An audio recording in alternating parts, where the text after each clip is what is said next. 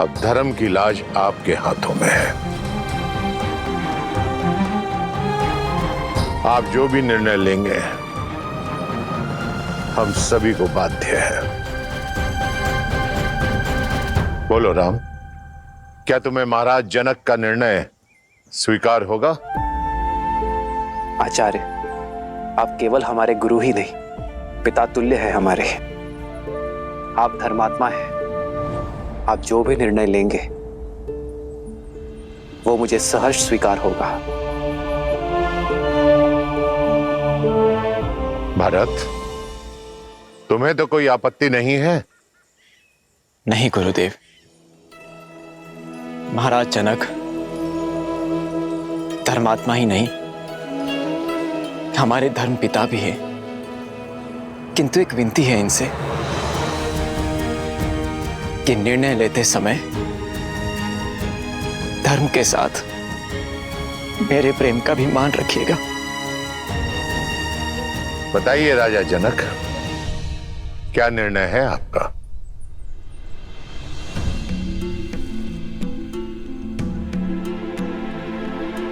कोई भी निर्णय लेने से पहले मैं अपने सौभाग्य को धन्यवाद देता हूं कि मुझे इस धर्म सभा में उपस्थित होने का अवसर मिला। एक और राम है जो धर्म और मर्यादा की प्रतीक है,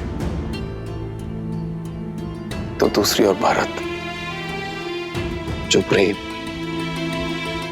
और समर्पण की पराकाष्ठा है।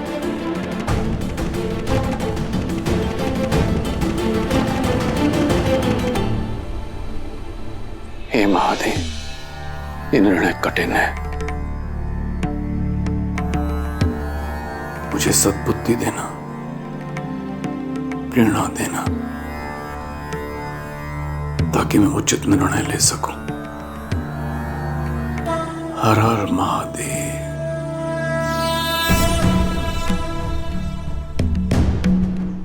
आप पुत्र बनकर अपने पिता के और प्रजा बनकर अपने महाराज के वचन का पालन करना चाहते हैं।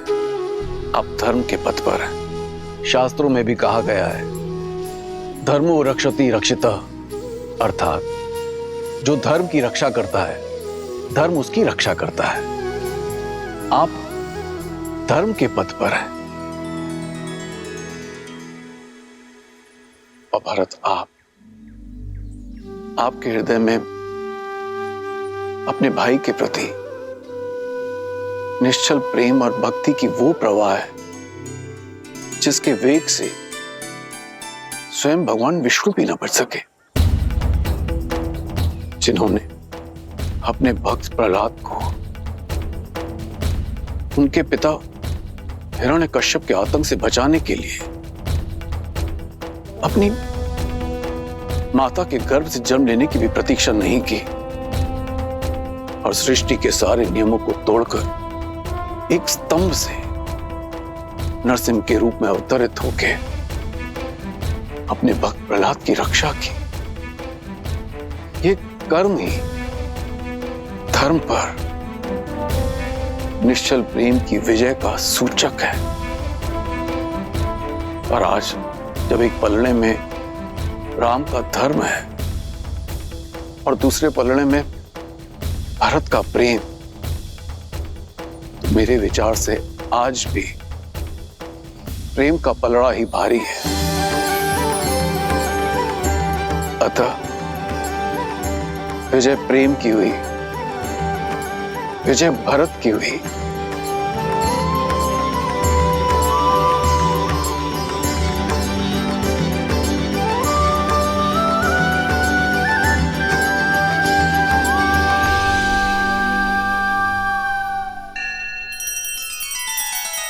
श्री रामचंद्र कृपालु भजु मन हरण भव भय दारुणम नव कंज लोचन कंज मुख कर कंज पद कंजारुणम।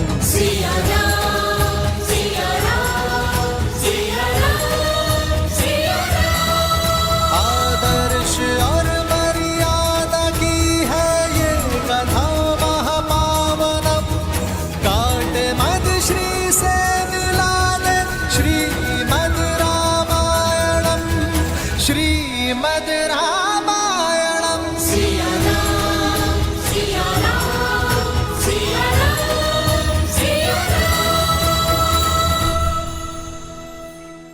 इसका अर्थ है कि मैं अपने भैया को अयोध्या ले जा सकता हूं,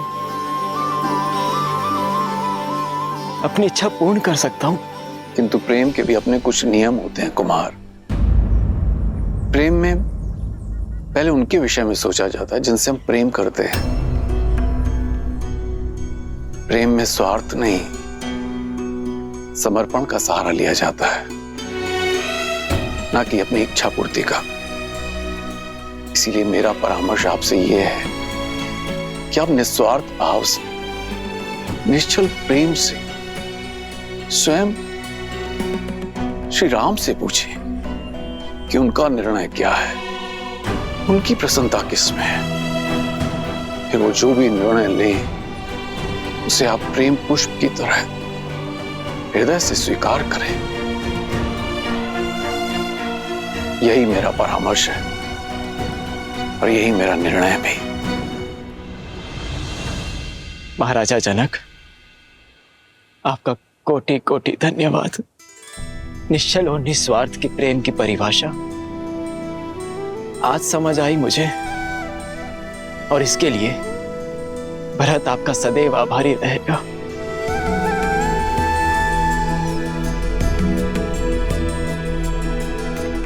अब तक तो केवल अपने कर्तव्य और कीर्ति की समझ थी मुझे, किंतु उचित और अनुचित का बोध अब समझ आया। मेरे भैया ने अपने पिताश्री के वचनों का पालन करना स्वीकार किया, किंतु इन्हें मेरी भी एक इच्छा स्वीकार करनी होगी, और ये मेरा निर्णय है। या तो भैया सिंहासन स्वीकार करें या मैं मृत्यु का आलिंगन करूंगा।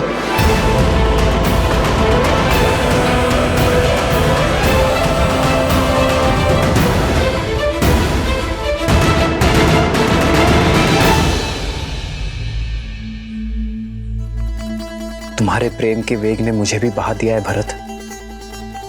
तुम मुझे अयोध्या के राज सिंहासन पर बैठते देखना चाहते हो ना, तो वही सही। तुम्हारी प्रसन्नता के लिए मुझे वो भी स्वीकार है। सच भैया? हाँ भरत,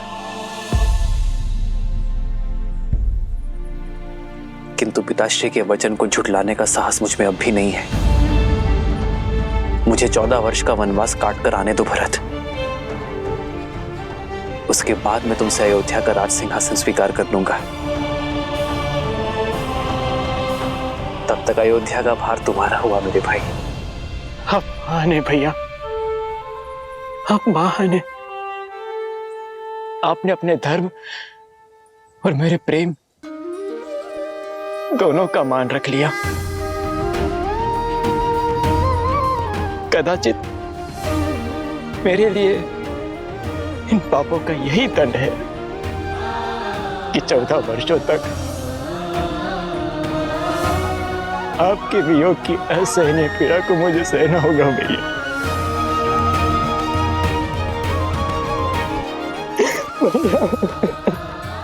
भरत,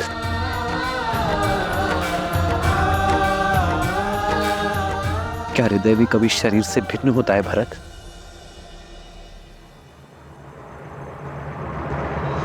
भैया, आप जो कह रहे हैं वो सब स्वीकार है मुझे, परंतु यदि मैं आपसे कुछ मांगू तो क्या आप दोगे?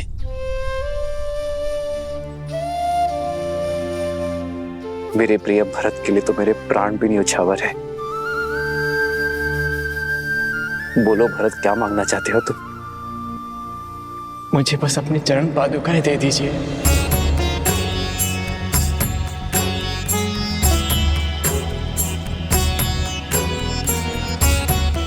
अयोध्या का राज्यभार बहुत बड़ा है भैया, और जिस सिंहासन पर मेरे भैया राम का अधिकार हो, उस सिंहासन पर बैठने का मैं दुस्साहस नहीं कर सकता। अयोध्या और अयोध्या का राज सिंहासन आपकी प्रतीक्षा करेंगे। प्रतीक्षा के इन क्षणों में आपकी चरण पादुका को राज सिंहासन पर रख अपना कर्तव्य निभाऊंगा।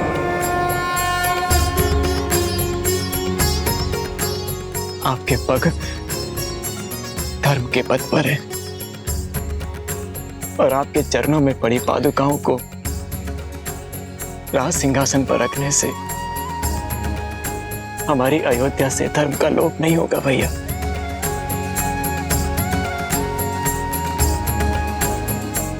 भरत, तुम्हारा ये भ्रातृ प्रेम अमर रहेगा। तुम्हारा नाम केवल लेने से सबके पाप दूर हो जाएंगे। उनके मन से द्वेष, ईर्ष्या और लोभ की भावना हमेशा हमेशा के लिए समाप्त हो जाएगी।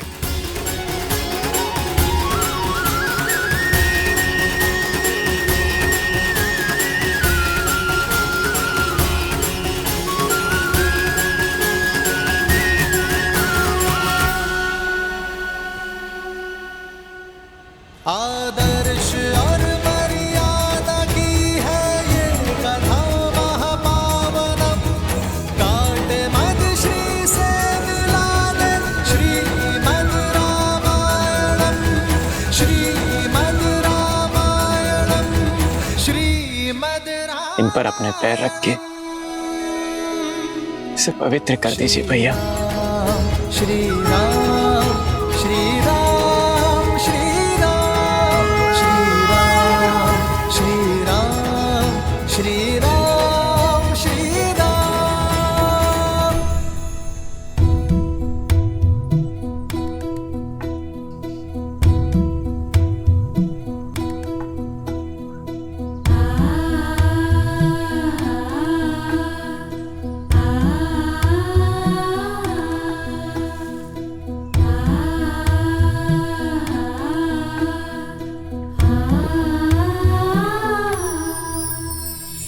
राम भक्त ले चला रे राम की निशानी। राम भक्त ले चला रे राम की निशानी।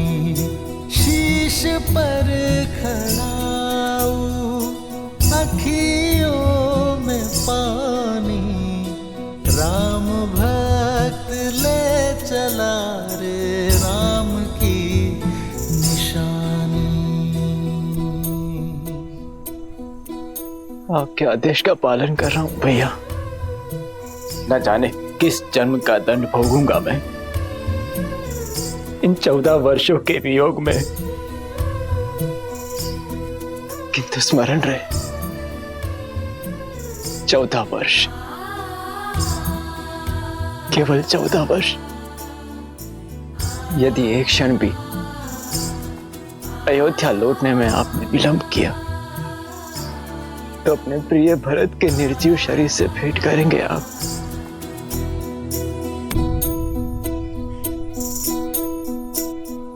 शीश खड़ाऊ ले चला ऐसे राम सिया जी संग हो जैसे। शीश खड़ाऊ ले चला ऐसे राम सिया जी संग हो जैसे। अब इनकी छाँव में रहेगी राजधानी। राम भक्त ले चला रे राम की निशानी। राम भक्त ले चला रे राम की निशानी।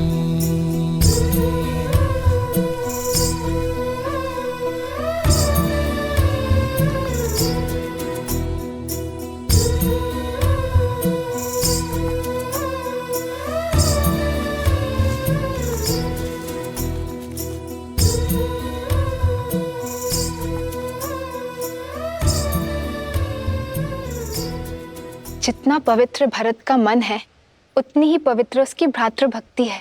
भक्ति क्या है भक्ति? देवी, भक्ति वास्तव में एक व्यक्ति का दूसरे व्यक्ति के प्रति विश्वास ही तो है।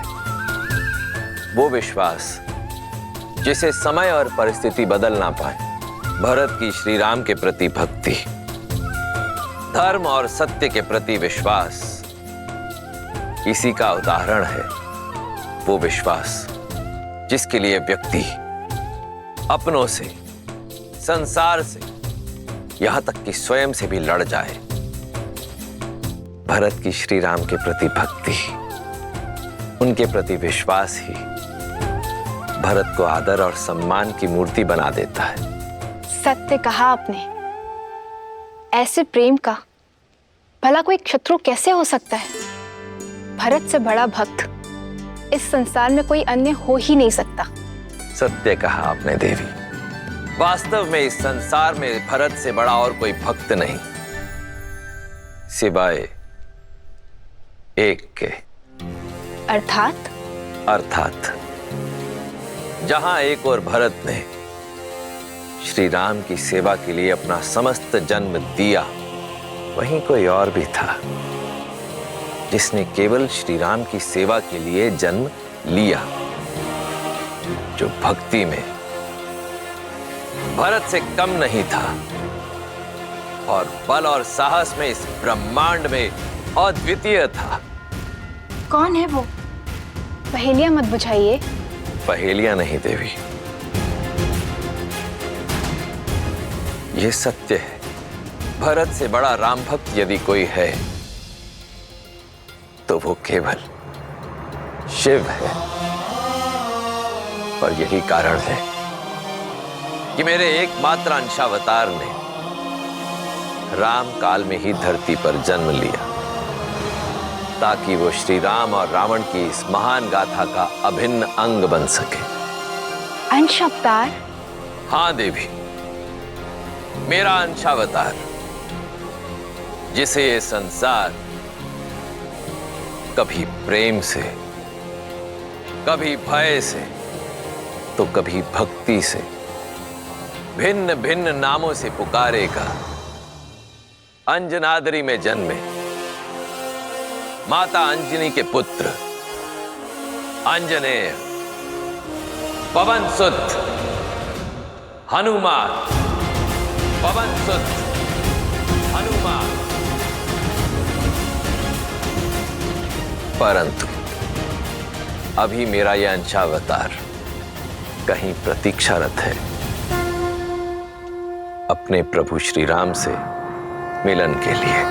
जय महावीर हनुमान, जय जय पवन पुत्र हनुमान।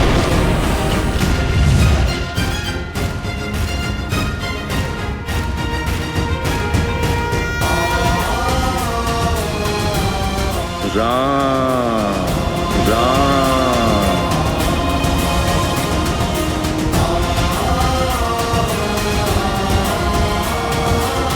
राम राम। बजरंग बली हनुमान, जय जय महाबली हनुमान। राम राम।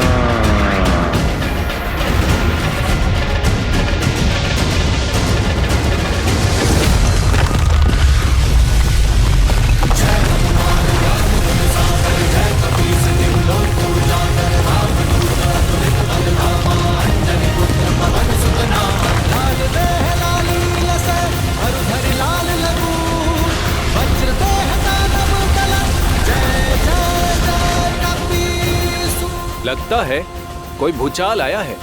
ये महाराज सुग्रीव के सेनापति हनुमान किसी भूचाल से कम है क्या? राम राम।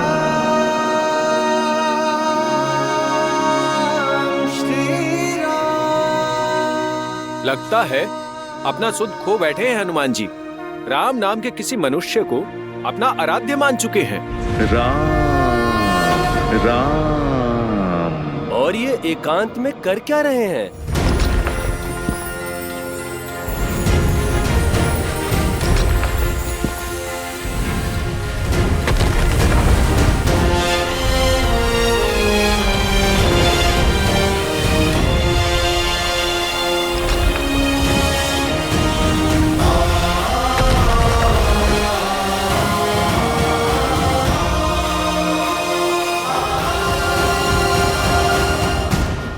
जाने राम नाम का जाप क्या क्या करवाएगा इनसे।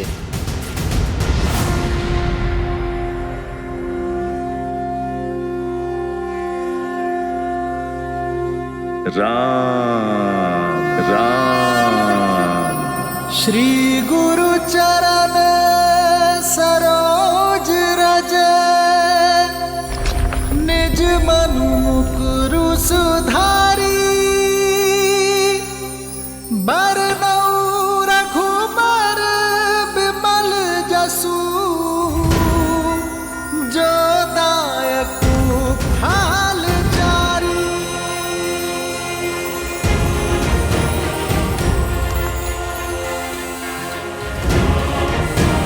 जय महावीर हनुमान, जय जय पवन पुत्र हनुमान, बजरंग बली हनुमान, जय जय महाबली हनुमान। राम राम। जय हनुमान ज्ञान गुण सागर, जय कपीस तिहु लोक उजागर, राम दूत अतुलित बल धामा, अंजनी पुत्र पवन सुत नामा। राम।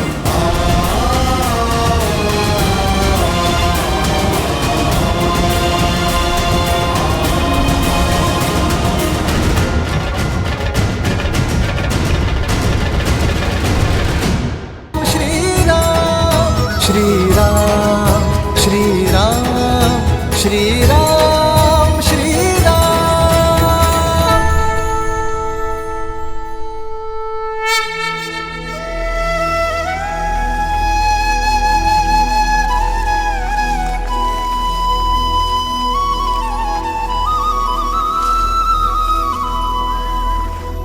तुम्हारे प्रेम के वेग ने मुझे भी बहा दिया है भरत। तुम मुझे अयोध्या के राज सिंहासन पर बैठते देखना चाहते हो ना, तो वही सही।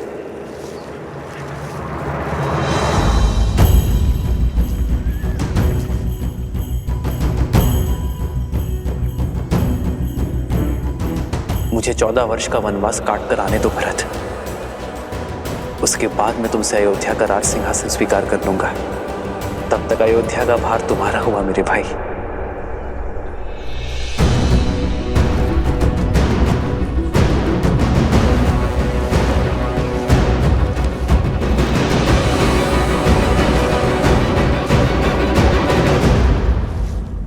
क्या हुआ भैया, आप रुक क्यों गए? देखिए अयोध्या की सीमा आ गई। इसीलिए तो रुक गया शत्रुघ्न। तुम इसी क्षण अयोध्या जाकर राज सिंहासन यहां लेकर आओ। कुमार भरत, ये क्या कर रहे हैं? सिंहासन यहाँ लाकर क्या करेंगे? कोई शंका? नहीं भैया, आदेश का पालन होगा। प्रस्थान कर।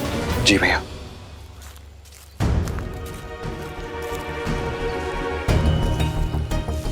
भरत, हम यहाँ क्यों खड़े हैं?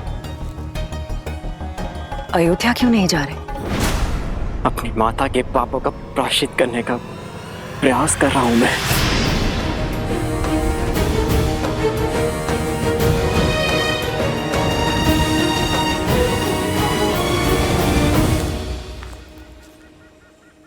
पुत्र, अब पादुकाएं नीचे रख दो। कब से ऐसे ही हो? कुछ क्षण सांस ले लो और मुझे बताओ, उलझन क्या है? नहीं माता, ये पादुकाएं मैं नीचे नहीं रख सकता। मेरे राम भैया की ये पादुकाएं भरत के जीवित रहते तो भूमि पर नहीं रखी जाएगी। इन्हें इनके उचित स्थान पर रखना होगा। उसके पश्चात मैं आपसे जी भर के वार्तालाप कर सकता हूं, किंतु इस क्षण नहीं।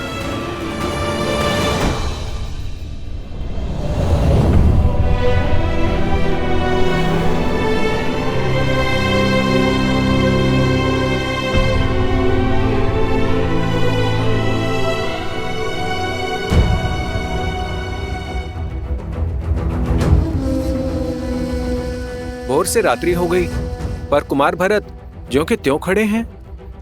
हाँ सही कह रहे हो, ना तो श्री राम जी की पादुका नीचे रख रहे हैं और ना ही अयोध्या में प्रवेश कर रहे हैं। ना जाने क्या करने वाले हैं कुमार भरत।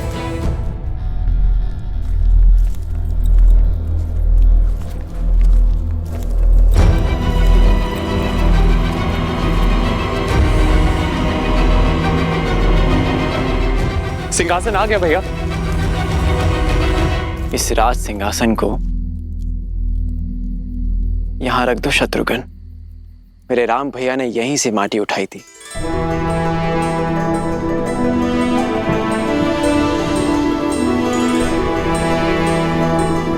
एक राजा का कर्तव्य अपने अंतिम श्वास तक अपनी प्रजा की सेवा करना होता है और अपनी अंतिम सांस छोड़ने से पहले अपनी प्रजा और सिंहासन के लिए एक सर्वश्रेष्ठ उत्तराधिकारी चुनना होता है। मेरे पिताश्री महाराज दशरथ ने इस सिंहासन के लिए सर्वश्रेष्ठ उत्तराधिकारी मेरे भैया राम को चुना है और वही सदैव अयोध्या के राजा रहेंगे। जब तक रघुनंदन श्री राम अयोध्या लौटकर नहीं आते तब तक उनकी ये पवित्र पादुकाएं इस राज सिंहासन की शोभा बढ़ाती रहेंगी।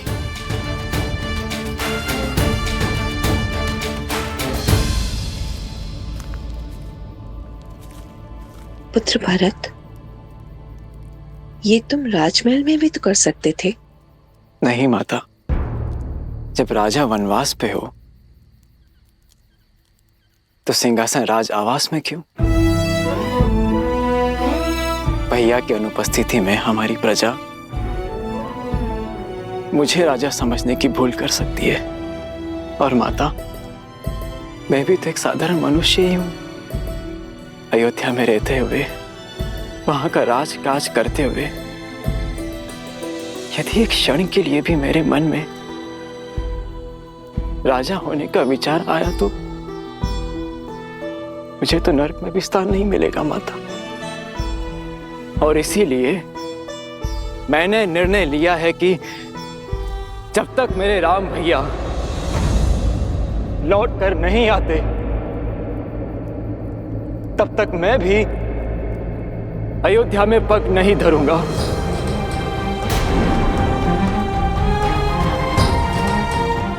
यही नंदीग्राम में रह के उनकी आज्ञा का पालन करूंगा, अपने भैया का दिया हुआ दायित्व निभाऊंगा, आप सबकी सेवा करूंगा और आप सब भी अपना कर्तव्य मत भूलिएगा। मत भूलिएगा कि अयोध्या पर केवल हमारे श्री राम का अधिकार है और मैं अयोध्या अपने महाराज के साथ ही लौटूंगा 14 वर्षों के बाद।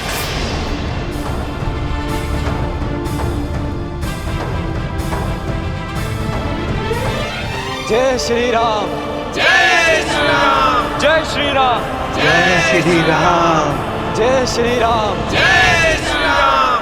राम मातु गुर पद सिरुनाई, प्रभु पद पीठ रजाय सुपाई।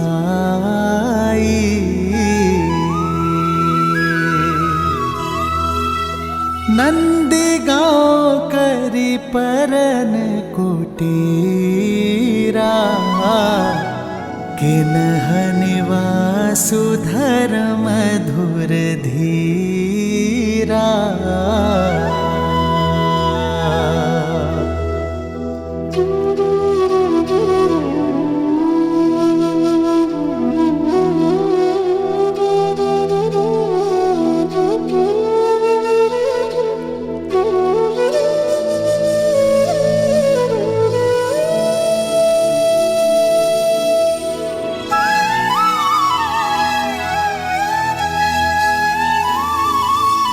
मैं यहाँ अयोध्या के बाहर नंदीग्राम में रह के राजकाज संभालूंगा और शत्रुघ्न तुम अयोध्या के अंदर रहकर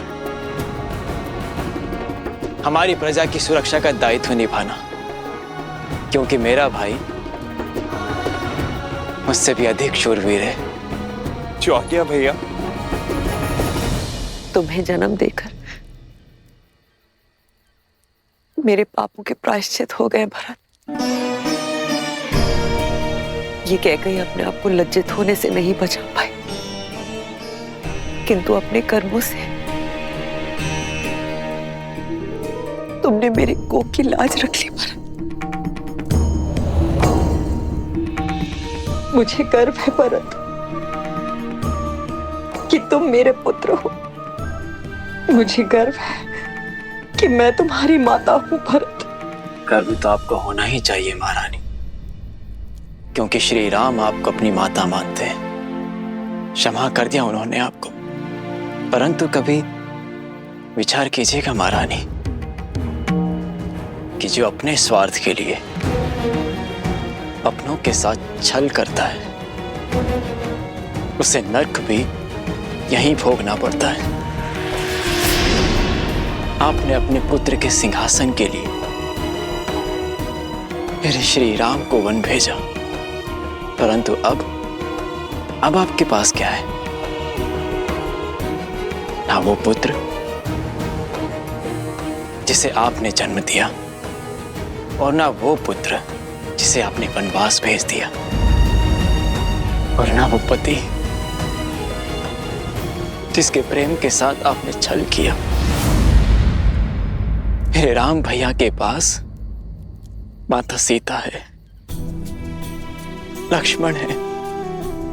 मेरे पास मेरे राम भैया का प्रेम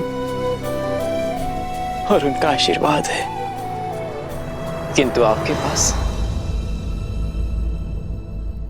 कुछ नहीं, खाली हाथ। वास्तविक वनवास तो आप भोगेंगी महारानी, 14 वर्षों तक महल की बंद दीवारों के बीच।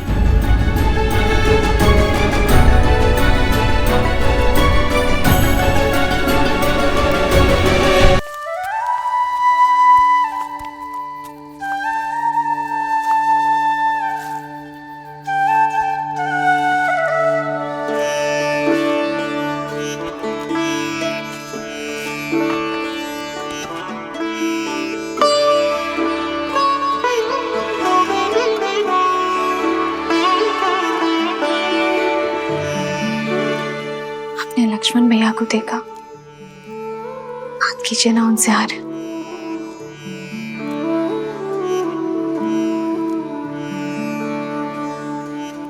पहले परिवार से वियोग का दुख था, अब उनसे मिलने से कदाचित परिवार की स्मृतियां सता रही हो। एक विचित्र ग्लानि भाव देखा मैंने भैया की आंखों में। कभी कभी भावनाएं मन के अंकुश से मुक्त होकर बहने लगती हैं सीता।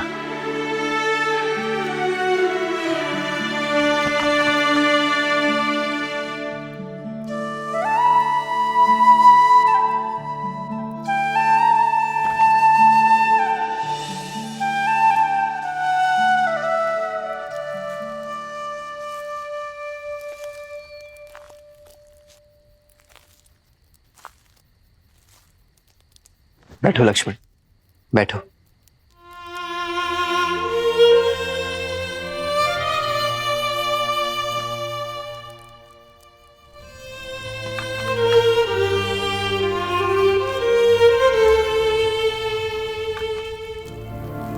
अग्नि में जितनी लकड़ियां डालते जाओगे वो उतनी ही भड़कती जाएगी लक्ष्मण।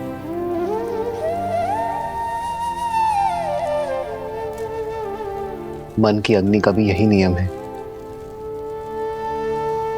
विचार के ईंधन डालते जाओगे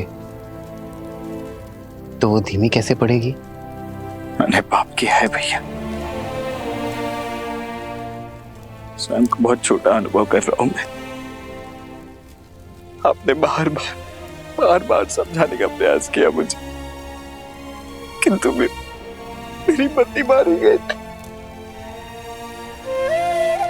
लक्ष्मण, अपने प्रिय भरत भैया को नहीं, उस पवित्र आत्मा को नहीं पहचान पाए, उस पर संदेह किया मैंने भैया। स्वयं को अत्यंत मलिन कर लिया है मैंने भैया। मैं स्वयं को क्षमा नहीं कर पा रहा हूं।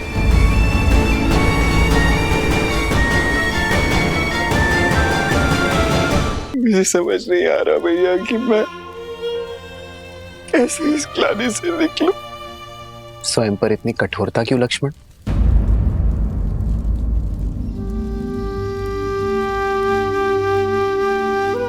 मेरे भाई ने कोई पाप नहीं किया है।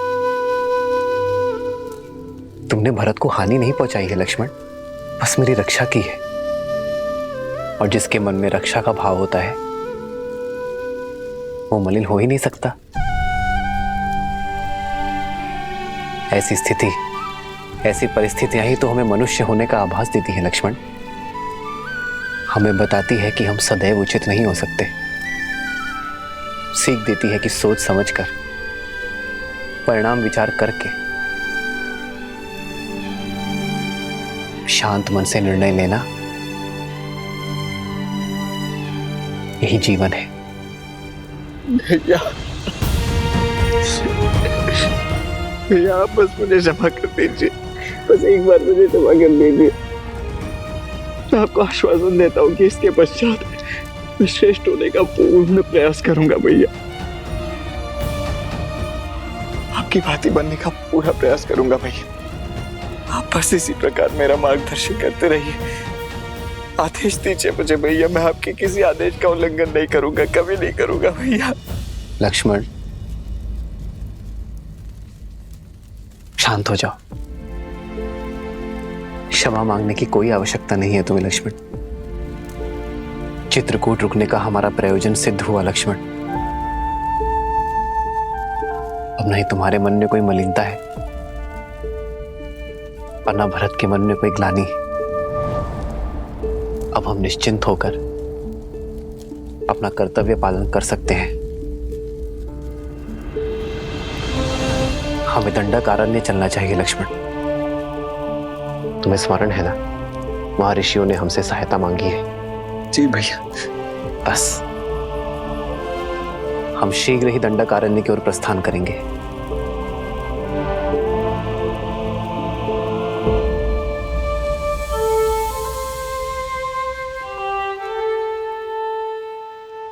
जीवन के पथ पर बिछे कांटों पर भी इतनी सरलता से कैसे चलते हैं श्री राम? देवी, जो संकट के समय में भी संयम रखे वही तो है राम। जिनके निर्णय स्वार्थ से मुक्त हो वही तो है राम।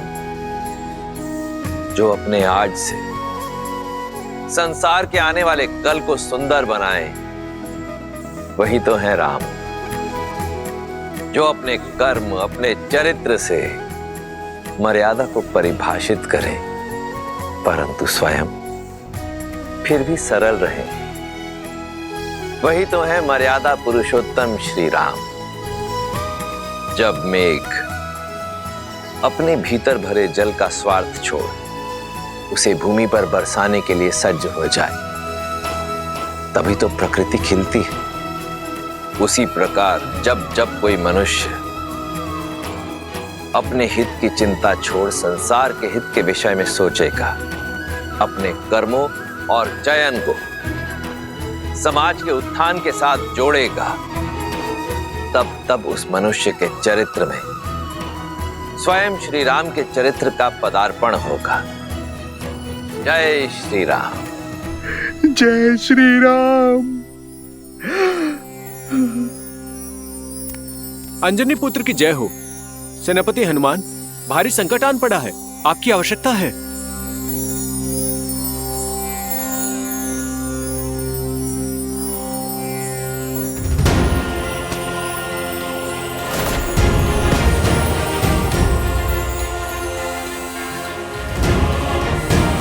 जय महावीर हनुमान।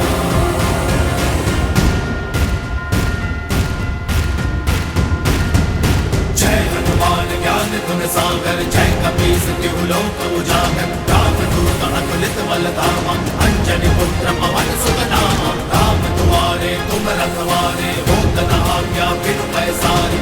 आपन तेज समारो आपै, तीनों लोक हाथ तेरे गापै। प्रणाम। एक हिंसक बाघ ने वन में आतंक मचा कर रखा है। छोटे बच्चे खेलने भी नहीं जाते, बहुत भयभीत हैं वो। अब आप ही रक्षा कर सकते हैं सेनापति जी।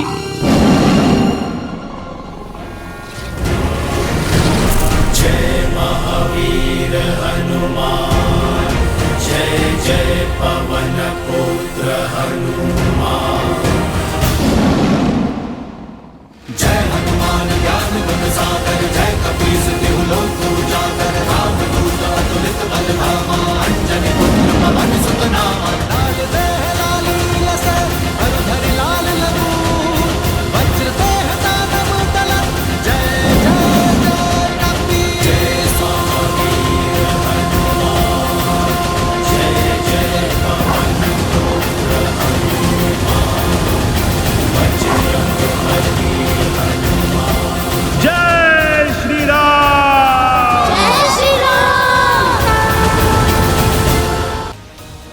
यदि तुम मिलकर सामना करोगे तो बाघ तो क्या, बड़े बड़े राक्षस भी चित हो जाएंगे तुम्हारे सामने। पर कैसे? जब बल कम हो तो बुद्धि और एकता काम आती है। चलो योजना बनाते हैं।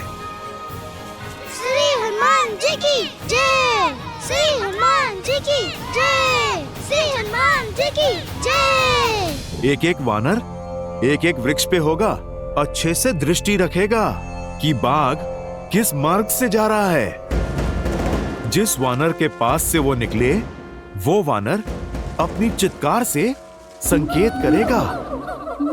सचेत करने के लिए केवल सचेत नहीं करना है, बाघ के पीछे चलकर बिना किसी ध्वनि के उसका पीछा करना है।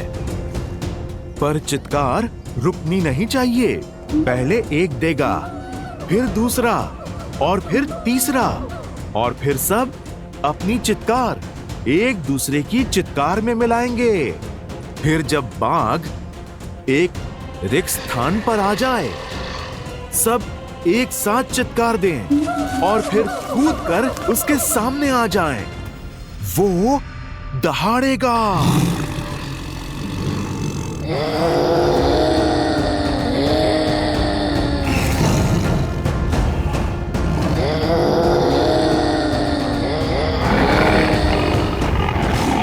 पर पुत्रों ध्यान रहे, बाघ डरा नहीं है, वो आक्रमण करने की तैयारी कर रहा है। यदि उसने आक्रमण किया तो? श्री रामचंद्र कृपालु भजु मन हरण भव भय दारुणम।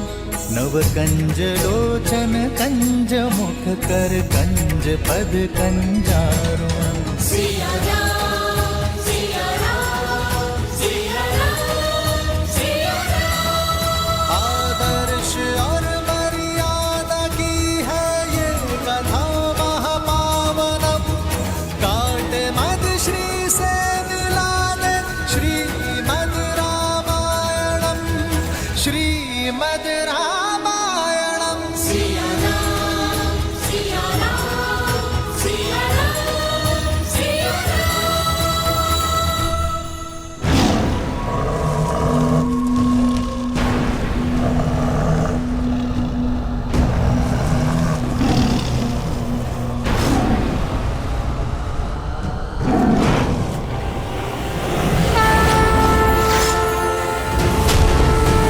जय महावीर हनुमान, जय जय पवन पुत्र हनुमान। बजरंग बली हनुमान, जय जय महाबली हनुमान।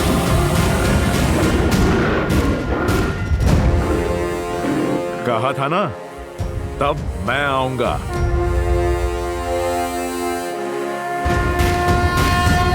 जय हनुमान। समान ज्ञान गुण सागर जय कपीस तिहु लोक उजागर रामदूत अतुलित बल धामा अंजनी पुत्र पवन सुत नामा राम दुआरे तुम रखवारे होत न आज्ञा बिनु पैसारे आपन तेज समारो आपे दीन लोक हाथ कै कापे।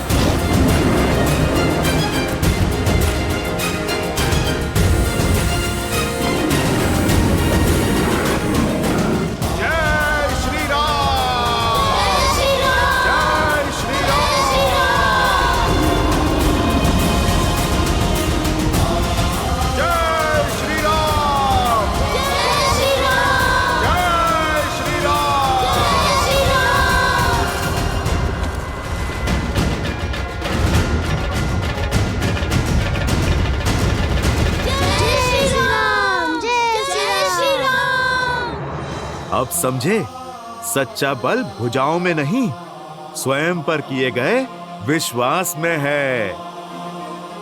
फिर बाग चाहे कितना भी विशाल हो, नन्हे मुन्ने भी उसका परिहास कर सकते हैं।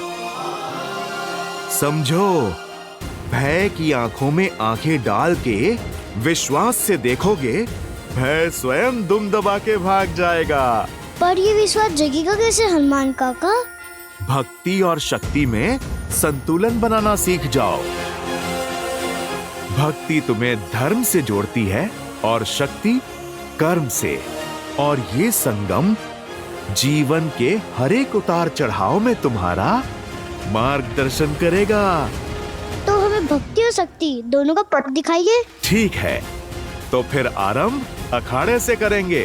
तुम्हें कुश्ती कला में निपुण बनाकर शक्ति पाने के योग्य करूंगा और योग का ज्ञान सिखाकर सिद्धियां पाने का द्वार खोलूंगा।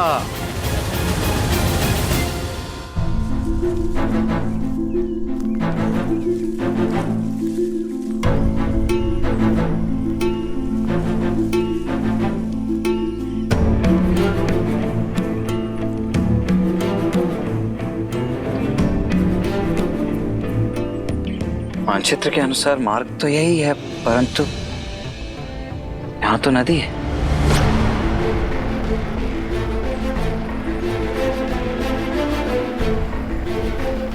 कदाचित हम मार्ग भटक गए हैं भैया।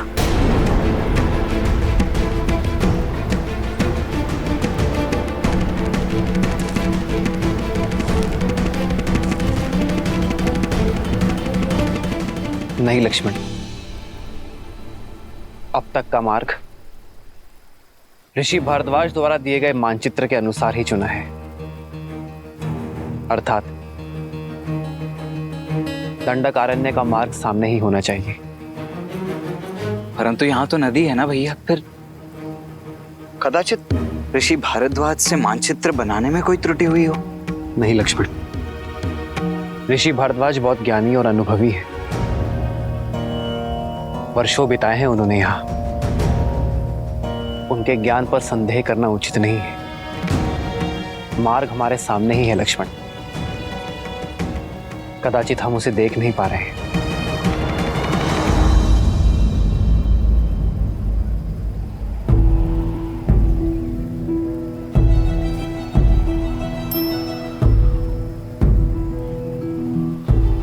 कदाचित इस वन में जैसा दिख रहा है वैसा है नहीं लक्ष्मण।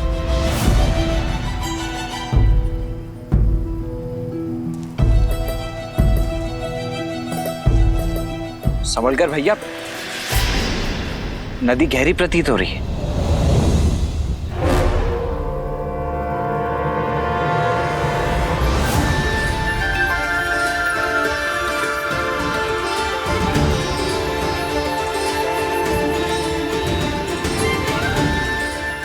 यहाँ कोई नदी नहीं है, केवल नेत्रों का भ्रम है।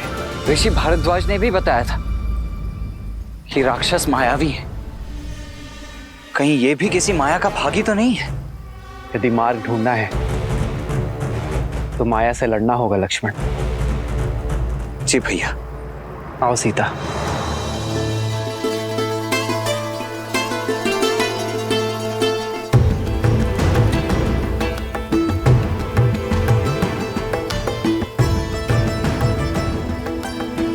आओ लक्ष्मण।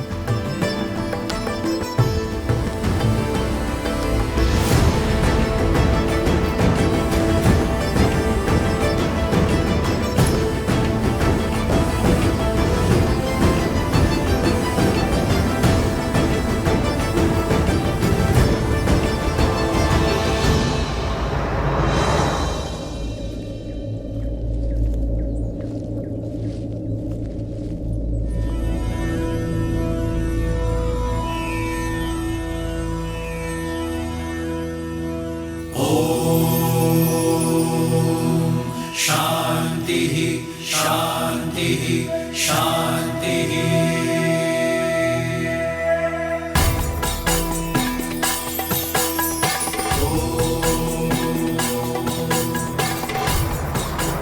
राम, तुम आ गए?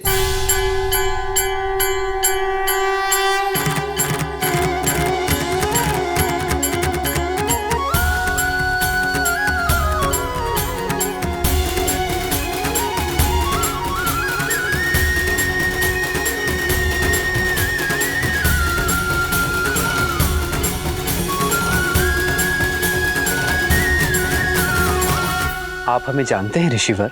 हाँ राम, तुम्हारे जैसा पुरुषोत्तम ही हमारे द्वारा रचित इस ब्रह्म जाल को तोड़कर अत्रि आश्रम में प्रवेश कर सकता है। ऋषि अत्रि, भाग्यशाली तो हम हैं जिनके तप और तेज के विषयों के बारे में केवल सुना, आज उनके दर्शन भी पा लिए। प्रणाम ऋषिवर। यशस्वी भव, तुम्हारा शौर्य बना रहे। सौभाग्यशाली भव। ऋषिवर, यदि हमारे आगमन से आपका तप भंग हुआ है तो हमें क्षमा कर दीजिए। नहीं राम, तुम्हारे आने की प्रतीक्षा के लिए तो ये तप था और तुम आ गए, अब ये संपूर्ण हो गया। हमारे आने की? हाँ, उन राक्षसों के अंत के लिए जिनका प्रवेश रोकने के लिए मैंने अपने आश्रम के चारों तरफ दृष्टि भ्रम उत्पन्न किया हुआ था। अब तुम आ गए, इसकी कोई आवश्यकता नहीं। बचपन से आपके तेज और माता अनुसुईया के तप की कथाएं सुनी है, आज दर्शन हुए। माता अनुसुईया के दर्शन की भी इच्छा थी मेरी।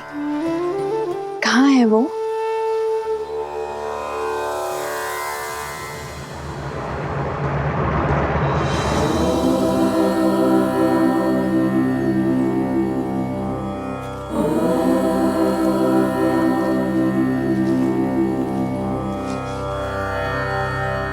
प्रणाम अनुसुईया माता।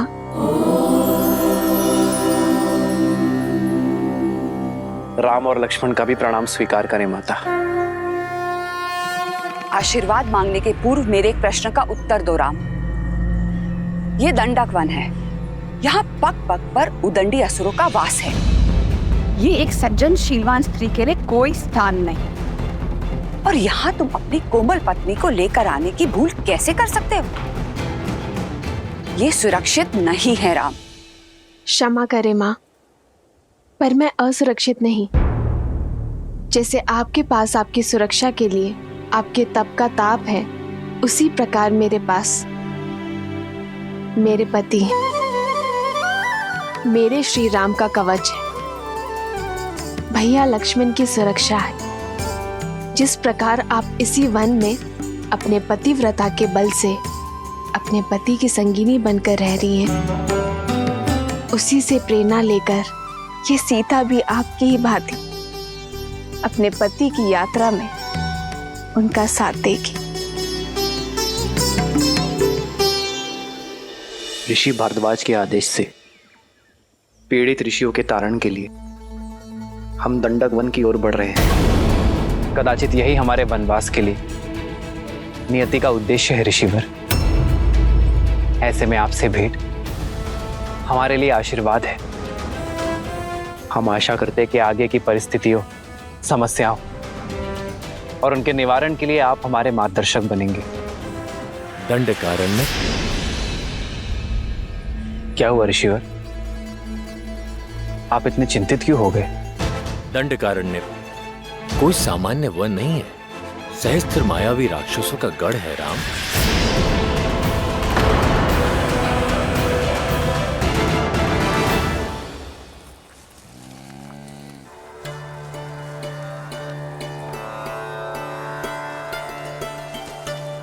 यदि अनुमति हो तो कुछ पूछूं माँ? हाँ पूछो। आपके तपोबल के विषय में बहुत सुना है माता गार्गी से। क्या सुना है? यही कि कैसे त्रिदेव ऋषियों का भेष धरकर आपके पतिव्रत की परीक्षा लेने आए थे और कैसे आपने एक असंभव चयन किया।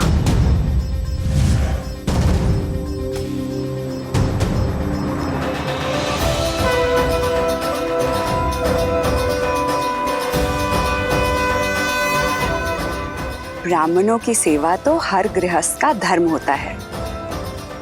मैंने प्रयास किया है कि आपका हर संभव स्वागत कर सकूं। भोजन ग्रहण कीजिए देव। अवश्य देवी, परंतु बिना स्नान किए ये भोजन ग्रहण करना हमारे लिए वर्जित है। मैं अभी आप लोगों के स्नान का प्रबंध आश्रम के जलाशय में करवा देती हूँ। रुकिए देवी, धर्म कहता है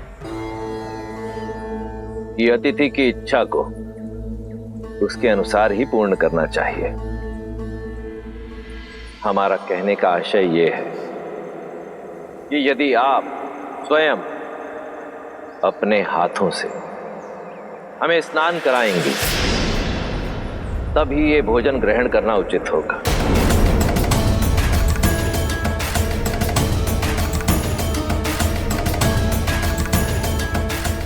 किस सोच में पड़ गई देवी? चयन आपका है। यदि आज हम ब्राह्मण ये भोजन ग्रहण करके इस आसन से उठेंगे तो ऋषि अत्रि का यश सर्वदा बना रहेगा, परंतु यदि हम भोजन ग्रहण किए बिना ही आसन से उठ गए तो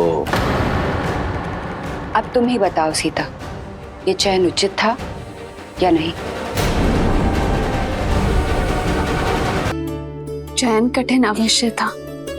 जिस संसार में एक स्त्री की पहचान उसका रूप और यौवन होता है, आपने अपनी बुद्धिमता और चतुराई से स्त्री की नई परिभाषा लिख दी है। एक ओर पतिव्रता धर्म था और दूसरी ओर अतिथि धर्म। एक को बचाती तो दूसरा टूट जाता। ऐसे धर्म संकट में आपने अपने तप के बल से जो किया उससे न केवल दोनों धर्म का पालन हुआ बल्कि एक स्त्री की महानता और एक नारी के बल को नया आयाम मिला।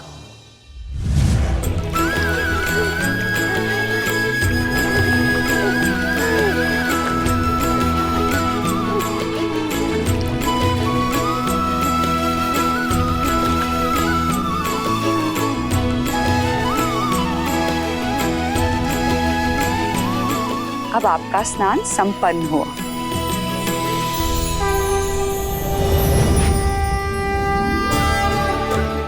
प्रणाम देवी। त्रिदेवियां एक सन्यासिन के घर, मैं धन्य हुई। कैसे करूं आपका स्वागत? हमें स्वागत नहीं, आपकी सहायता चाहिए देवी। हमारे पति त्रिदेव आपकी परीक्षा लेने गए थे पर अब तक अपने लोक नहीं लौटे। अच्छा, तो अतिथि के रूप में त्रिदेव आए थे। ये रहे।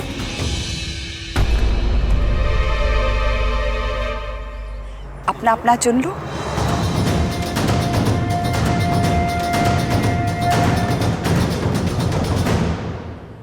ये सब शिशु? हाँ, इन सब का आग्रह था कि मैं भोजन के पूर्व इन्हें अपने हाथों से स्नान कराऊं। मेरे पास और कोई विकल्प नहीं था, तो मैंने इन्हें शिशु में बदल के अपना धर्म पूर्ण किया। महान है आप और आपका पतिव्रता धर्म। कृपया हमारे पतियों को त्रिदेव बनाकर हमें पुनः लौटा दीजिए।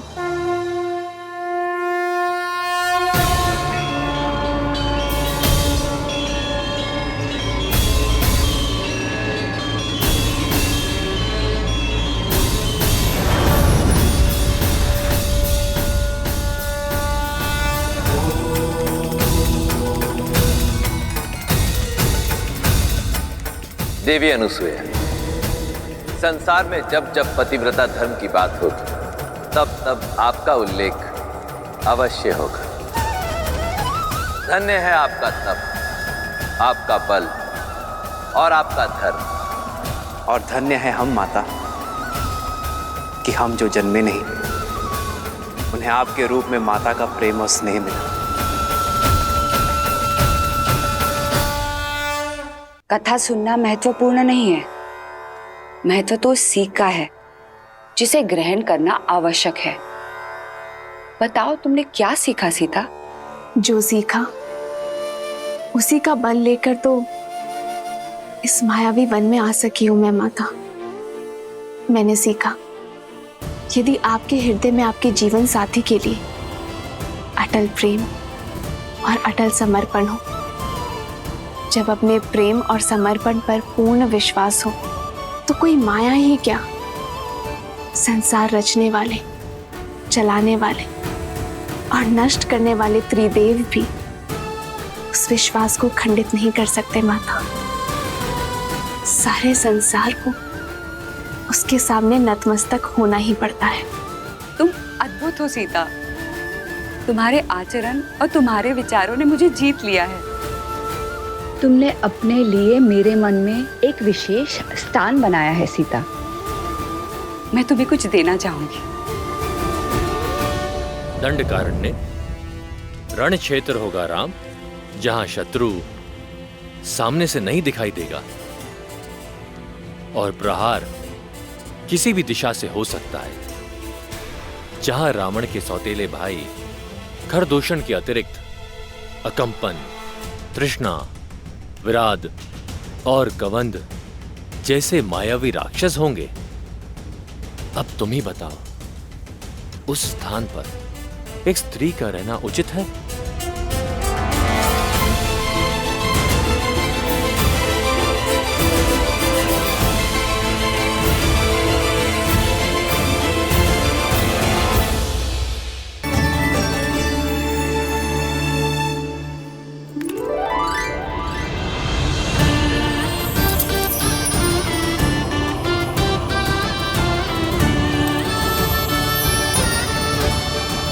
साक्षात देवी लक्ष्मी का अवतार लग रही हो।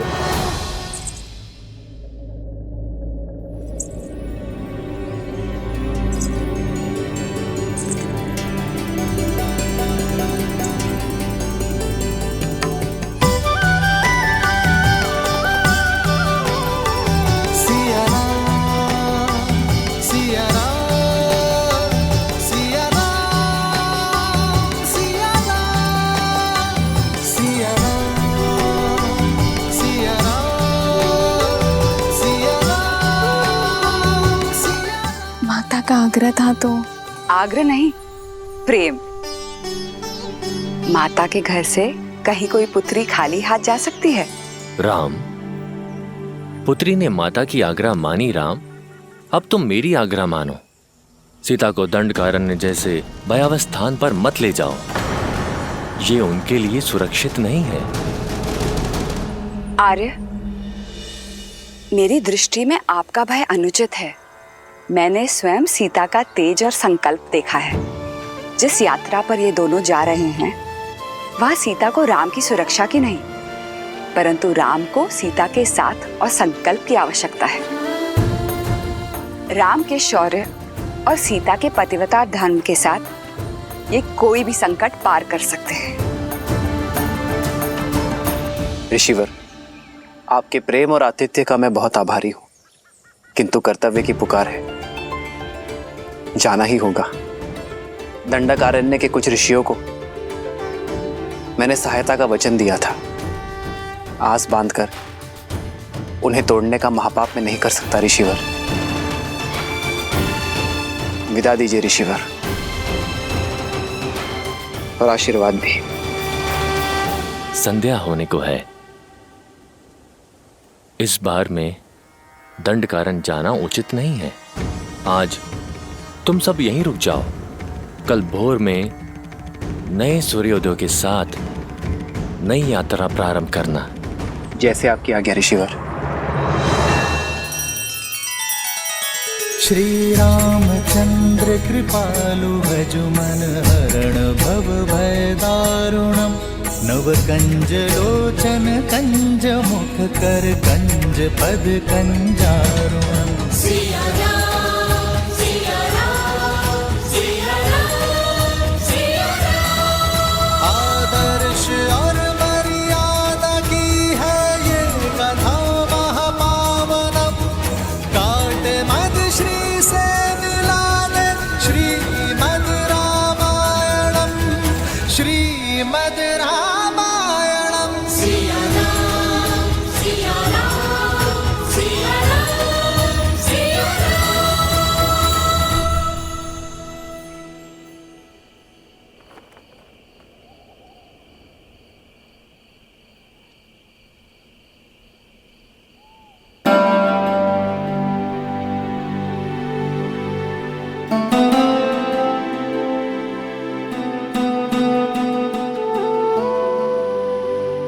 आज मेरी सीता कहीं खो गई थी। आपके सामने ही तो हूँ। मुझे तो साक्षात देवी लक्ष्मी दिखाई दे रही है। इतनी अद्भुत उपमा मत दीजिए आर्य। मैं केवल सीता हूँ, अपने वनवासी राम की साधारण पत्नी। तुम्हारी यही असाधारणता, तुम्हारा समर्पण तुम्हें असाधारण से परे बनाते हैं सीता। पवित्रता और सौंदर्य का संगम हो तुम। सच में तुम्हें पाना मेरा सौभाग्य है सीता।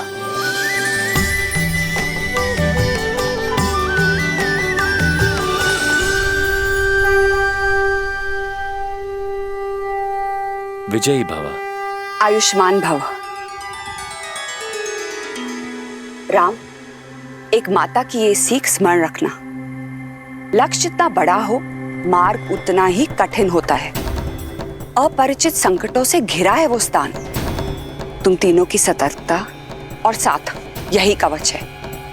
एक पल के लिए भी कोई असावधानी मत करना। अवश्य माता।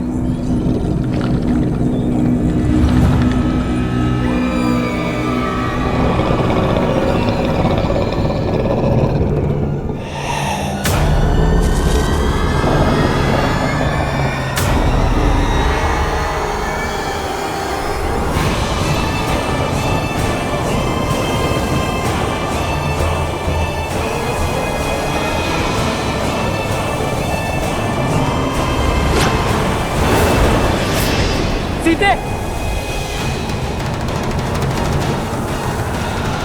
भैया ये कैसा मायावी बवंडर है?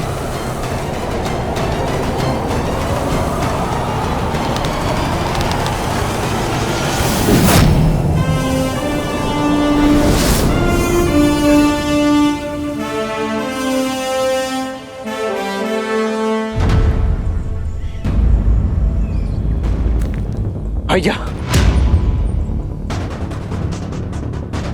वो देखिए,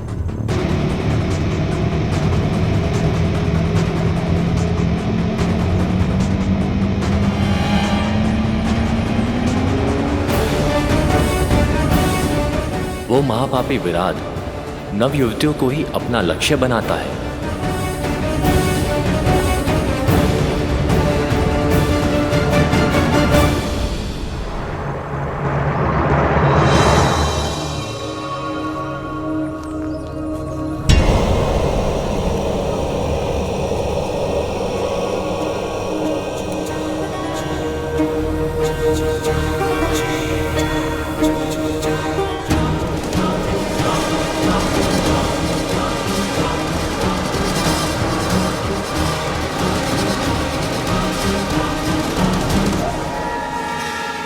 घर की सेना के अंग विराट के आतंक से संपूर्ण दंडकारण्य दूषित है।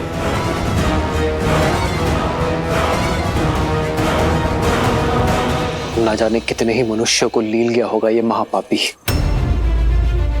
इसे अवसर नहीं, अंत की आवश्यकता है। हमें विराट का संहार करना ही होगा लक्ष्मण।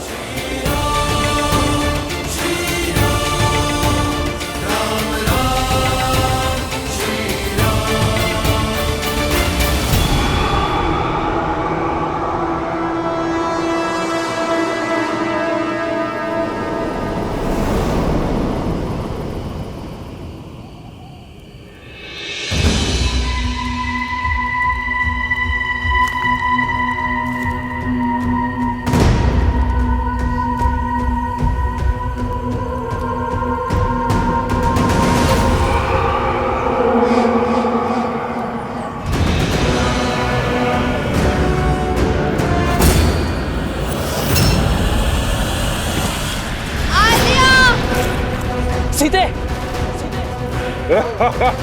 श्री राम! भैया लक्ष्मण रक्षा कीजिए!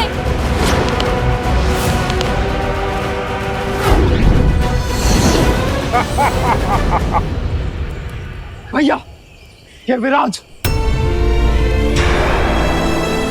सीते!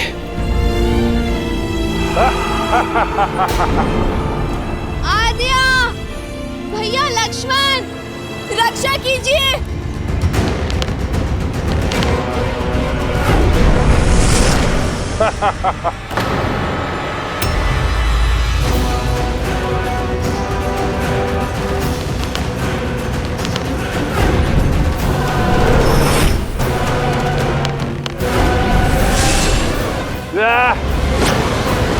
सीते!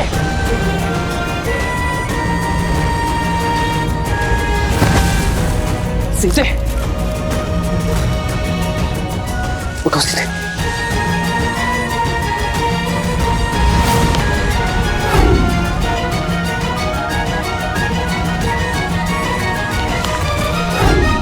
भैया, इस पर हमारे बाणों का कोई प्रभाव नहीं हो रहा है। मेरे आहार के बीच बाधा बनने आए हो? पहले तुम्हारा अंत होगा।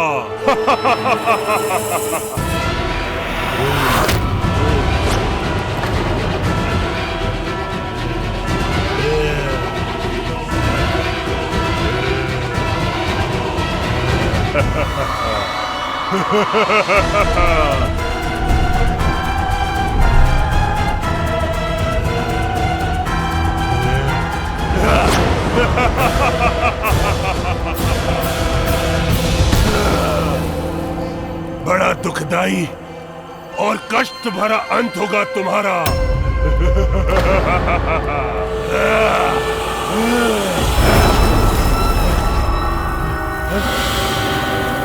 भैया, इस दुष्ट पर तो हमारे समस्त शस्त्र प्रभावहीन है। अब हम करें तो करें क्या? एक वीर का सबसे बड़ा शस्त्र स्वयं उसका बल होता है लक्ष्मण।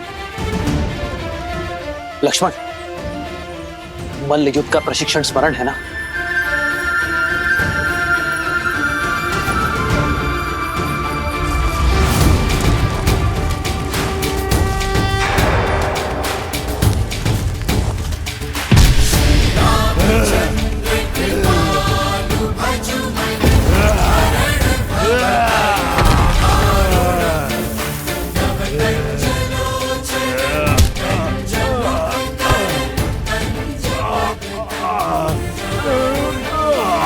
मैं ऐसे नहीं मरूंगा। मुझे श्राप मिला है मेरा मोक्ष ऐसे नहीं होगा। कोई लाभ नहीं है ये सब करने से।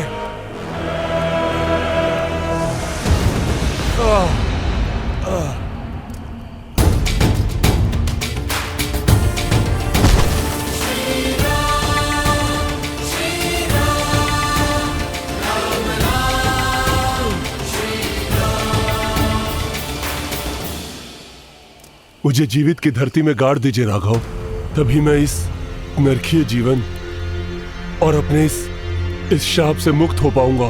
कैसा शाप मिला है तुम्हें विराट? अपना परिचय दो। मैं टुमरू हूं, एक गंधर्व जो श्राप के चलते इस राक्षस रूप में आ गया। काम के मध में चूर होके मैंने कुबेर की पुत्र वधू रंभा पर कुदृष्टि डाली थी। कुबेर की सभा में उसके पति के पास ले जाने के स्थान पर मैंने उसका अपहरण कर उससे विवाह करने का प्रयत्न किया, जिसके दंड के रूप में कुबेर ने मुझे स्त्रियों के अपहरण करने वाला राक्षस बनने का श्राप दिया। और मोक्ष का केवल एक ही मार्ग था, श्री राम, जो मेरा उद्धार करे। आपका कोई अस्त्र शस्त्र मुझ पर नहीं चल पाएगा, इसलिए हे प्रभु, मुझे जीवित ही गाड़ कर मुझे इस श्राप से मुक्ति दे।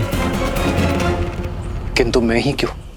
क्योंकि मेरे श्राप और इस पीड़ा का अंत केवल वही कर सकता है जिसने जीवन भर स्त्रियों का सम्मान किया हो, जिसने कभी किसी पर स्त्री पर कुदृष्टि न डाली हो। मैंने मोक्ष की इच्छा से न जाने कितने ऋषि मुनि और देवों के दरवाजे खटखटाए, किंतु सभी के मन में किसी न किसी पराई स्त्री के लिए काम अवश्य जागा था। प्रभु राघव, इस संसार में केवल आप हैं जो पवित्र हैं, इसलिए हे राम, मेरी सहायता कीजिए, मुझे श्राप से मुक्ति दिलाइए। टुमरू, तुम्हारा जीवन समस्त संसार के लिए एक सीख है। स्त्रियों के सम्मान,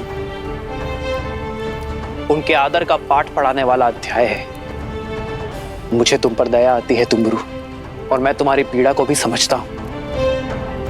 इसलिए मैं तुम्हें तुम्हारी मुक्ति में सहायता अवश्य करूंगा।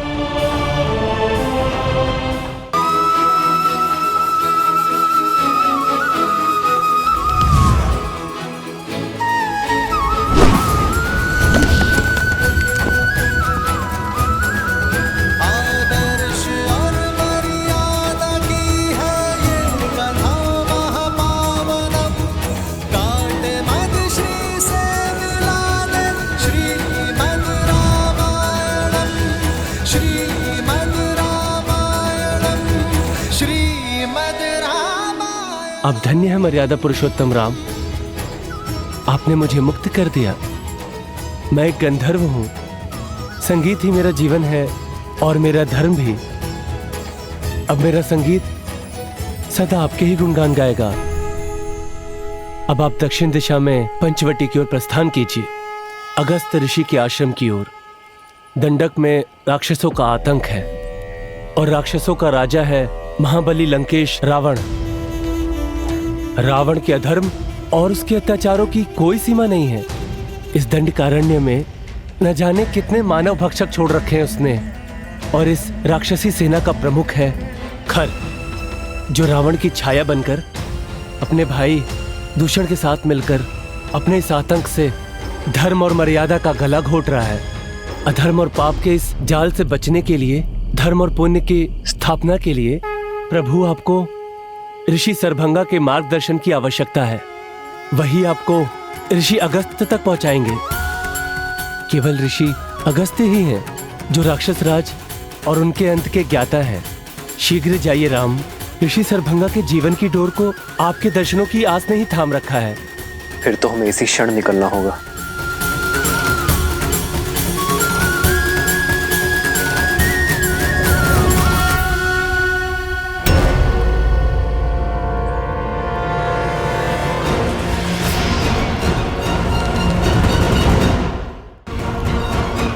ठहरो लक्ष्मण। भैया, ये अवश्य ही राक्षसों का कोई गुप्तचर है। इससे पूर्व कि ये अपने साथियों को हमारी सूचना दे, मुझे इसका अंत कर देने दीजिए। लक्ष्मण, भागते हुए पर वार करना धर्म के विरुद्ध है लक्ष्मण। और फिर ये कैसे मान ली जाए कि वो गुप्तचर ही है? रघुकुल की मर्यादा और सम्मान उनके वंशजों के शौर्य में है लक्ष्मण, कुटिलता में नहीं। फिर तो हमें इसका पीछा करना चाहिए भैया। अब यही हमें खर तक ले जा सकता है। लक्ष्मण, हमारा उद्देश्य केवल खर का अंत नहीं, संपूर्ण राक्षस राज का अंत है। हमें ऋषि शरभंग के पास जाना चाहिए। उनका मार्गदर्शन हमारी प्रतीक्षा कर रहा है लक्ष्मण। जी भैया। स्वामी, श्री राम की कथा सुनने में बड़ा आनंद आता है, किंतु वनवास के कुछ ऐसे क्षण हैं जो मुझे आहत कर देते हैं। मैं समझता हूं देवी, परंतु वृक्ष की छाया के सुख का आभास तभी होता है जब व्यक्ति कड़ी धूप में अपने तन को बहुत देर तक जलाए। ये प्रसंग संसार के लिए इसलिए आवश्यक है क्योंकि ये संसार को ये शिक्षा देते हैं